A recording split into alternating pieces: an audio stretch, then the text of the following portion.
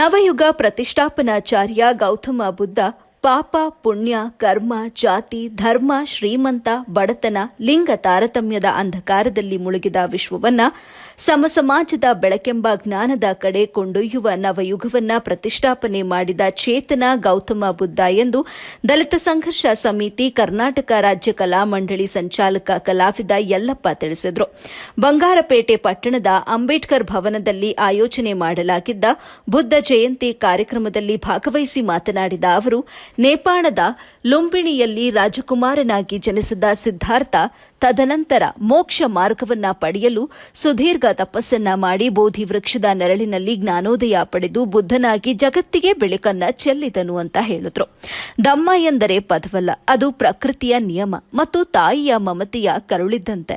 ಮಾನವನು ಮಾಡುವ ಪಾಪ ಪುಣ್ಯ ಕರ್ಮ ದುರಾಸೆ ದೌರ್ಜನ್ಯಗಳೆಲ್ಲವನ್ನ ತನ್ನ ಒಡಲಿನಲ್ಲಿ ಕೂದಿಟ್ಟು ಪ್ರೀತಿ ವಿಶ್ವಾಸ ನಂಬಿಕೆ ಭ್ರಾತೃತ್ವ ಕರುಣಾಶೀಲ ತತ್ವಗಳನ್ನು ಜಗತ್ತಿಗೆ ಸಾರುವ ಸಂದೇಶದ ಮಹಾನ್ ಸಾಗರವಿದ್ದಂತೆ. ಪ್ರತಿಯೊಂದು ಧರ್ಮದ ಮೂಲ ಆಶಯ ಮಾನವೀಯ ಮೌಲ್ಯಗಳನ್ನು ಕ್ರೋಢೀಕರಿಸಿ ವಿಶ್ವಕ್ಕೆ ಸಮಸಮಾಜ ನಿರ್ಮಾಣ ಮಾಡುವುದಾಗಿದೆ.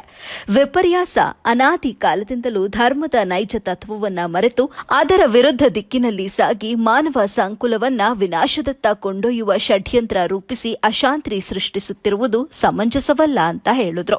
ಈ ಸಂದರ್ಭದಲ್ಲಿ ದಲಿತ ಮುಖಂಡರಾದ ಮದಿವಣ್ಣನ್, ರಘು, ಪ್ರವೀಣ್, ಹಿರೇಕರಪನಹಳ್ಳಿ ಮುನಿರಾಜು, ಹುಳದೇವನಹಳ್ಳಿ ವೆಂಕಟೇಶ್, ಗುಲ್ಲಹಳ್ಳಿ ಬಸಪ್ಪ, ಹುಣಸನಹಳ್ಳಿ ಸತೀಶ್, ನವೀನ್, ಗೌತಮ್, ಗಂಗಮ್ಮನಪಾಳ್ಯ ಶೇಖರನ್ ಹಾಗೂ ಇನ್ನಿತರರು ಉಪಸ್ಥಿತರಿದ್ದರು. ವರದಿ ಸೈಫುಲ್ಲಾ, ಎಬಿ ನ್ಯೂಸ್, ಬಂಗಾರಪೇಟೆ. ಅವರ ವಿಷ್ಣು ಇನ್ನೊಬ್ಬ ಈಶ್ವರ ಇನ್ನೊಬ್ಬ ದೇವರು ಇನ್ನೊಬ್ಬ ವೆಂಕಟೇಶ್ವರ ಅಂತ ಹೇಳ್ಬಿಟ್ಟು ಅವರು ಏನು ಇವತ್ತು ಬಿಡಿಸ್ಲಿಕ್ಕೆ ಹೊರಟು ನಮ್ಮನ್ನೆಲ್ಲ ಕೂಡ ಮೌಢ್ಯದಲ್ಲಿ ಯಾಮಾರಿಸಿಕೊಂಡು ಬಂದಿರ್ತಕ್ಕಂತಹ ಈ ಮನುಧರ್ಮ ಆರ್ಯ ಮದೇಶದಿಂದ ಬಂದ ಆರ್ಯರು ಏನಿದೆ ಒಂದು ಕುತಂತ್ರವನ್ನು ಹೊರಟು ಇವತ್ತು ನಮ್ಮದೇ ಭಾರತ ದೇಶದ ಧರ್ಮ ಆಗಿರ್ತಕ್ಕಂಥ ಸಮಾನತೆ ಧರ್ಮ ಆಗಿರ್ತಕ್ಕಂಥ ತಾಯಿಯ ಧರ್ಮ ಆಗಿರ್ತಕ್ಕಂಥ ಮನುಷ್ಯನ ಪ್ರೀತಿಯಾಗಿ ಮಾಡುವಂಥ ಧರ್ಮ ಬೌದ್ಧ ಧರ್ಮವನ್ನು ನಾವು ಉಳಿಸಬೇಕಾಗಿದೆ. ಯಾಕಂದ್ರೆ ನಾವೆಲ್ಲರೂ ಕೂಡ ದೊಡ್ಡ ಬಂಧನದಲ್ಲಿದ್ದೀವಿ. ಏನಪ್ಪ ಅಂತಂದ್ರೆ ಬೌದ್ಧ ಧರ್ಮವನ್ನು ಸ್ವೀಕರಿಸಿದ್ರೆ ನಾವೆಲ್ಲರೂ ಕೂಡ ಮಾಂಸ ತಿನ್ನಂಗಿಲ್ಲ, ನಾವು ಸಾರಾಯ ಕುಡಿಯಂಗಿಲ್ಲ, ನಾವು ಬೇರೆ ಬೇರೆ ರೀತಿ ಮಾಡಂಗಿಲ್ಲ. ಅದ್ರ ಪ್ರಕಾರ ನಾವು ಸತ್ಯ ಗೊತ್ತಾಗ್ಬಿಟ್ರೆ 4 ಜನ ಅರಿವು ಮೂಡ್ಬಿಟ್ರೆ ನಮ್ಮನ್ನ ಪ್ರಶ್ನೆ ಮಾಡುವಂತವರಾದ್ರೆ ನಾವು ಅಧಿಕಾರವನ್ನು ಕಲ್ಕೊಳ್ತೀವಿ ಅನ್ನೋ ಒಂದೇ ಒಂದು ಅವ್ರು ಮನದಟ್ಟು ಮಾಡಿಕೊಂಡು ಇವತ್ತು ಯಾರು ಅರಿವನ್ನು ಮೂಡಿಸ್ಕೊಂಡ ಕೆಲಸ ಮಾಡ್ತಾರೆ.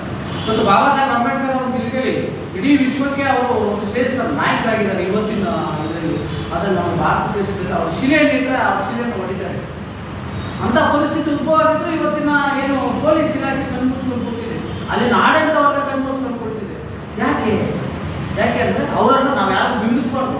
ಅಂಬೇಡ್ಕರ್ ಇದ್ರು, ಅಂಬೇಡ್ಕರ್ ಇವರೆಲ್ಲ ತೋರಿಸಬಾರ್ದು ಅನ್ನೋ ನಿಟ್ಟಿನಲ್ಲಿ ಈ ಮನುಸ್ಮೃತಿ ಹೇಳಿದ್ರೆ ಬುದ್ಧ ಹೇಳಿದ್ರೆ ಬಾಬಾ ಸಾಹೇಬ್ ಅಂಬೇಡ್ಕರ್ ಹೇಳಿದ್ರೆ ಯಾವ ವ್ಯಕ್ತಿ ಹೆಂಗಿದ್ರೆ ಹಂಗೆ ಸ್ವೀಕಾರ ಮಾಡಂತ. ನಾವು ಇವನ್ನ ಬದಲಾವಣೆ ಆಗುವಂತ ಯಾರು ಫೋರ್ಸ್ ಮಾಡಬಾರ್ದು. ಯಾರು ಹೇಳಿದ್ದಾರೆ ಹಾಗೆ ಸ್ವೀಕಾರ ಮಾಡಬೇಕು. ಅದೇ ಬುದ್ಧನ ಸಂದೇಶ, ಅದೇ ಬಾಬಾ ಸಾಹೇಬ್ ಅಂಬೇಡ್ಕರ್.